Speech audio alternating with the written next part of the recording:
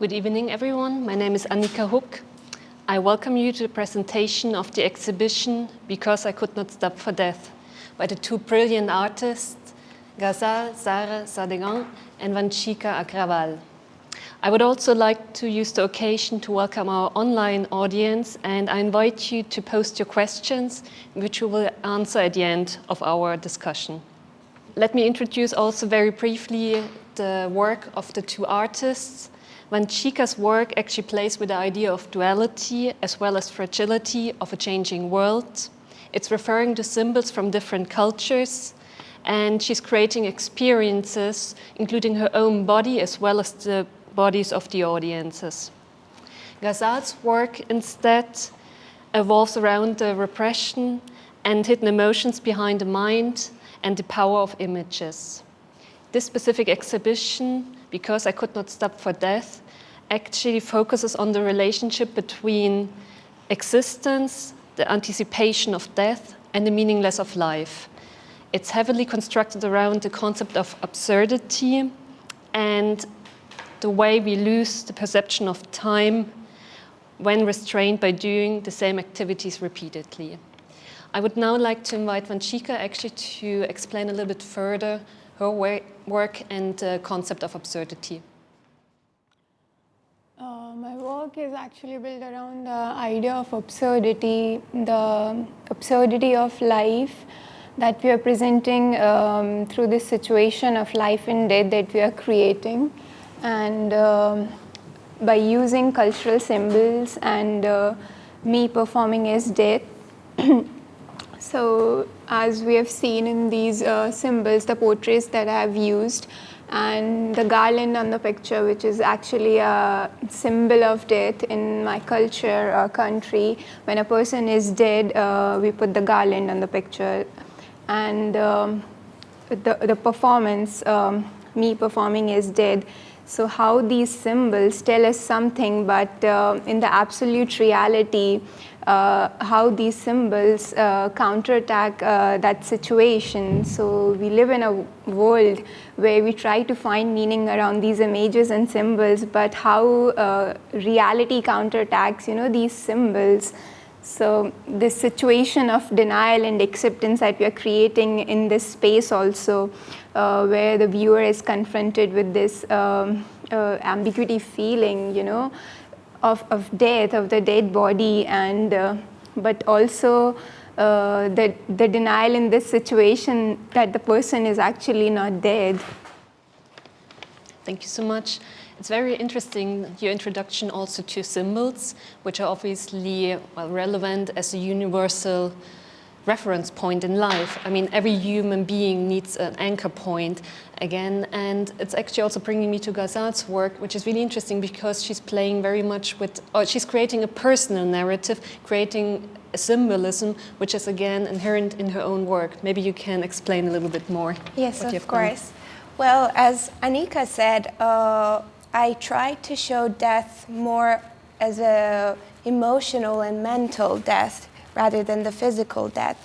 In our everyday life, if we want to look at it symbolically, we set these stable seats in our mind and heart for those special ones as the sign of their stable presence in our life. But we might come to a point that we notice those seats were unstable in the first place, but rather very fragile, either the seat or the person sitting on them. And when we realize that, the picture we have of them in our mind, it shatters, and it's as if the person has died. And they're physically there, but mentally and emotionally they die for us. So we're left with a shattered chair and an illusion that once we called reality. Of course, the illusion of these images of always that we create for ourselves, the illusion of these symbols and this life which where we try to find meaning in this meaninglessness, and we are talking about the Camus idea of absurdity. When a man is confronted with this meaningless world, he's unable to find meaning unless he confronts the absurdity by being in it. And that's what we are putting here, right? Absolutely. And let me also say it's an amazing atmosphere you created with your performance and also with your installational work here. I mean, everyone entering the physical space was actually affected. You could see the reaction in the audience. It was almost like a funeral setting in a way. Also bringing back both of you are being trained painters, which is quite interesting, but it's clearly a distance from the bidimensional work, and you're clearly entering into the realm of physical reality. Again, but there's kind of, it's a fragility still in the setting. It's very interesting. Everything is still like in suspense in a way. Maybe you also want to tell me about your experience creating an atmosphere, but still kind of remaining in a way because you created very strong images, still very powerful ones. And how was this experience to you? Well, basically for me, we always think about what we want to talk about, and based on that we choose the material and what we want to use. So when I was thinking about it, I felt like we're talking about death. Like I can't put it in a canvas. For me, it was like, it didn't work. It had to be the physical presence of it. So like we would actually be there. And as Annika said, it would, like when people were coming in, they felt like they were in a funeral. For me, I would say I work first of all with the concept that I want to develop or that I want to create. And as a multidisciplinary artist, I am interested which medium is more strong to present my idea and to present it in a strong sense, and how it can build a relationship with the viewer, in which medium it is better. So yeah, and I'm very much interested in arte ambientale, and I'm very much influenced by the art and the work that I'm seeing in the contemporary art world here in Italy, and the artists that are doing it. Like if I'll talk about the artist that I'm really influenced by, Gian Maria Tossati. I love his work and how he uses the space to create these experiences, and this energy and tension, you know, he puts into the space. It's just amazing. And I think I want to use the same tension and energy and the same relationship with the viewer through these, through the same tension and with the performance and symbols that I'm using. Very interesting. Ghazal, are you being influenced by a specific artist or an art movement? I can say that an artist that really influenced me was, still is, Doris Salcida, if I'm not mistaken, if I'm not pronouncing it wrong, and also Shirin Neshat. And basically with Doris's work, she also works with chairs and tables and all, but she looks at them as a person, and that's very interesting for me, because for me it was always that I saw these chairs as people, and I thought if they could have talked, what did they have to say? It's very interesting how we are using these personal symbols and universal symbols and creating this dialogue, you know, between personal symbols and universal symbols. And if we think about how these universal symbols that we're using today, they came from a personal point of view, right? And how did we accept these symbols in our language or in the life? Very interesting, because very interesting because, as you said, these symbols bring us together in a way. And in my culture in Iran, we also put a black ribbon on the frame that shows the person has died. So for me, it was like, even as soon as I saw the picture, even though it was a garland, for me it had the same sensation. Yeah, it's very interesting how these images or symbols reminds us of the images or things that we understand, or we have the understanding of, or we are already aware of. I think that's what Ghazal's work also explores, the the unconscious or the memory she's very interested in, and her work also talking about it's coming from a very personal point of view.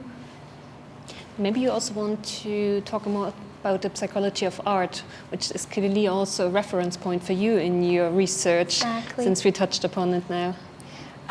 For me, it was always very important to see what was the unconscious behind my work, my vision, and also the unconscious behind the viewer. Even like at this exhibition, what interests me so much was that I tried to talk to people that before telling what was the concept of my work. So I used to ask them, so like, how did you see it? What it gave you, like a memory? What it triggers exactly. in you. And they came up with very interesting things. Like one of them actually she said, I got really angry at you. And I was like, why angry? And she said, because you cut the legs of the chair, and this chair brought so many memories for me, because it's an old chair and we have it all in our in different countries. And she got angry because she thought that I cut her memories off. So what I try to do is that see what's behind, like the unconscious of the viewer, because even that is what she's telling me is still her conscious. Absolutely. It's interesting how you really created a space of encounter here. And this is, again, the experience me, myself, as the curator can only share. But also talking about, let's say, the poetic dimension of this physical narrative which you have created.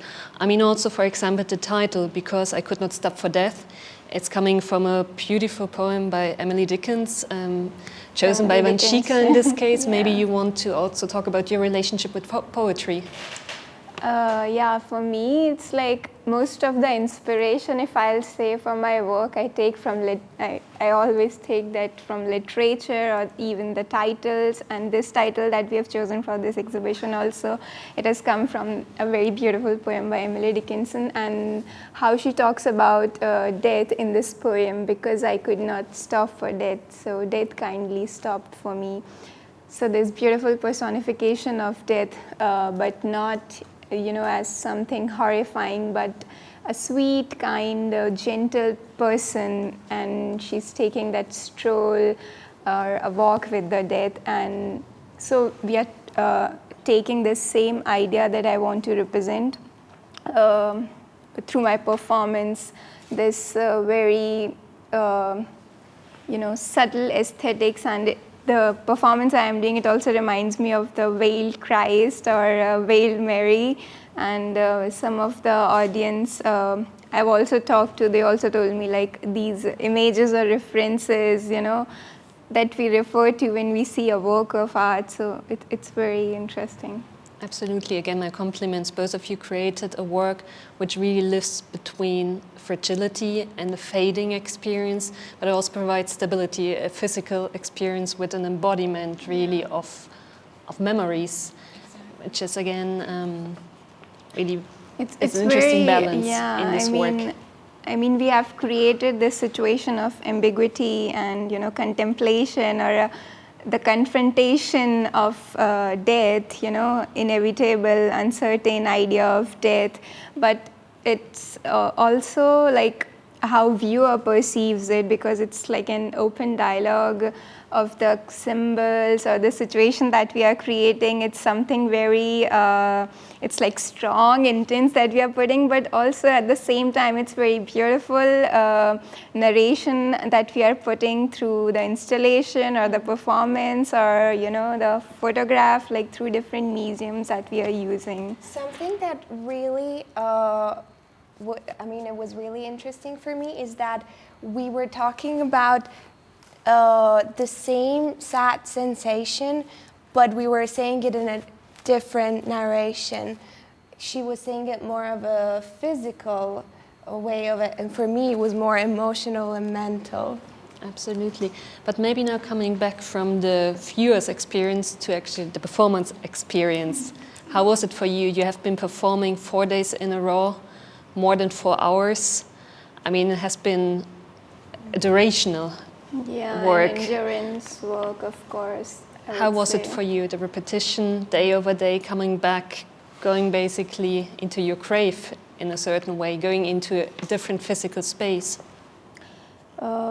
it was very intense and emotional, and like I'm still processing the experience that I had, and it's really difficult to put it into words.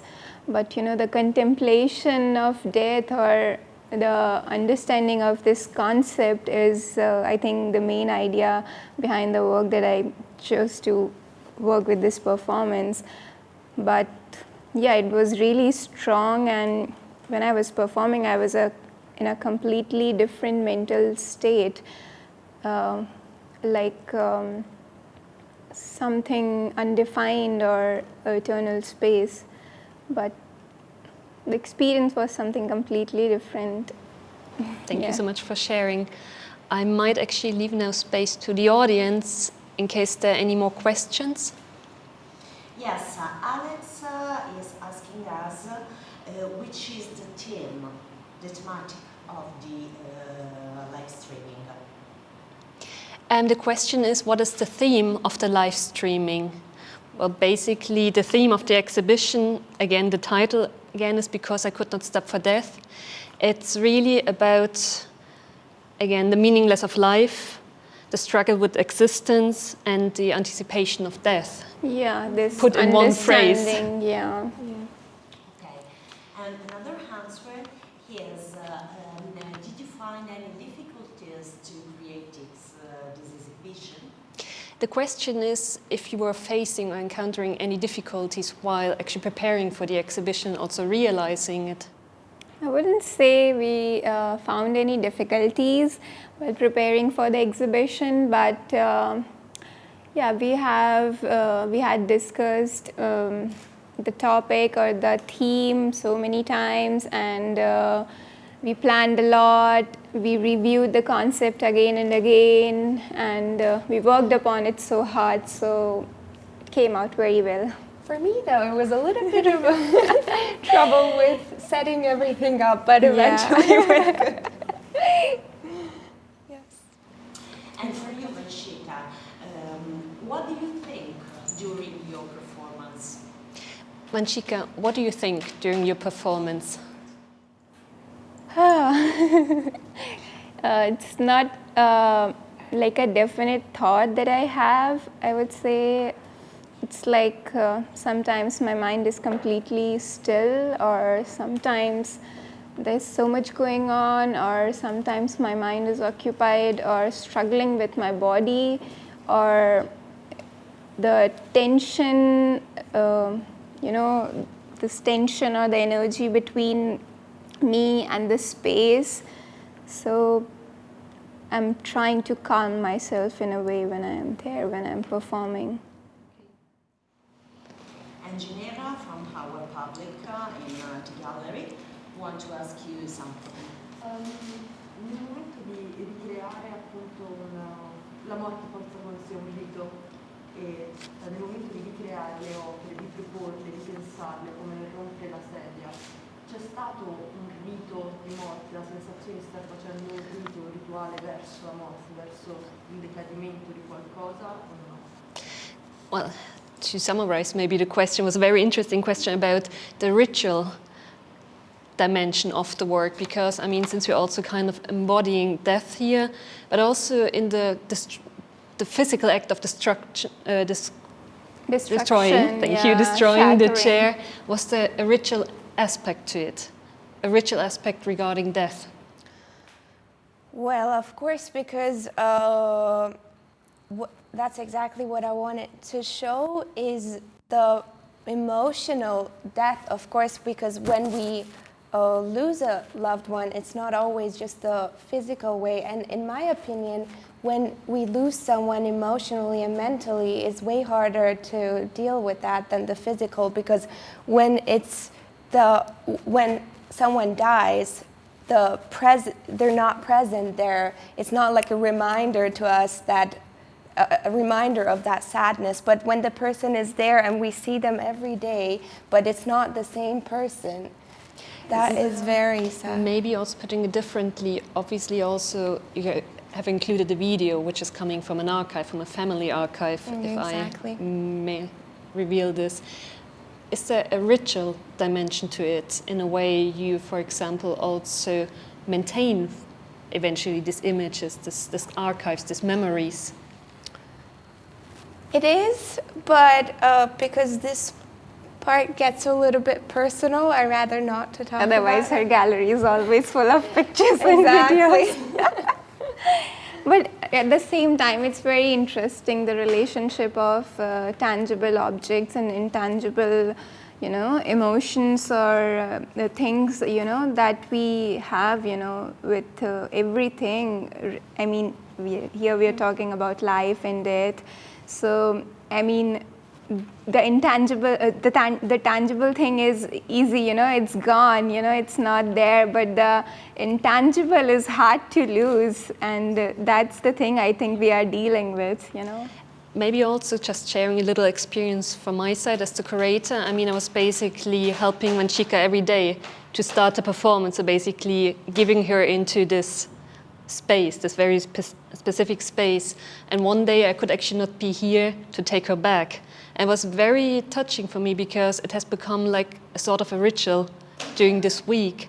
And even not being able to conclude a certain ritual that day was very difficult for me to take emotionally. And it was interesting how we, again, in this physical space, we created, again, a time in a way, an understanding through this durational experience. Repeated action. Exactly, it was a repeated action, and this interruption of it was very difficult experience. I have to say, was for me the strongest emotion actually during this week. And it itself turned into a And ritual. almost to manage the relationship between the two artists, Annika. This question is directed to me, how my experience was with the two artists, how to manage the relationship, how to prepare for the exhibition. Well, I have to say, it was really a privilege to prepare this specific exhibition because from the beginning on, I fell in love with the concept. I knew both of them would bring in very strong works. We are also connected also as artists, as friends. So it has enabled us actually to also have discussions. Sometimes in a very gentle, very harmonic way, sometimes a little bit more energetic. In harmonic way. Exactly, but I think this process really helped us to grow all together as humans, as artists. Yeah. And I have to say, I think for all of us, it really turned out to be an extremely positive experience. Exactly. And we had an amazing curator for our exhibition. With this, it's my pleasure also to close tonight's discussion. Thank you so much, and see you the next time. Thank you all.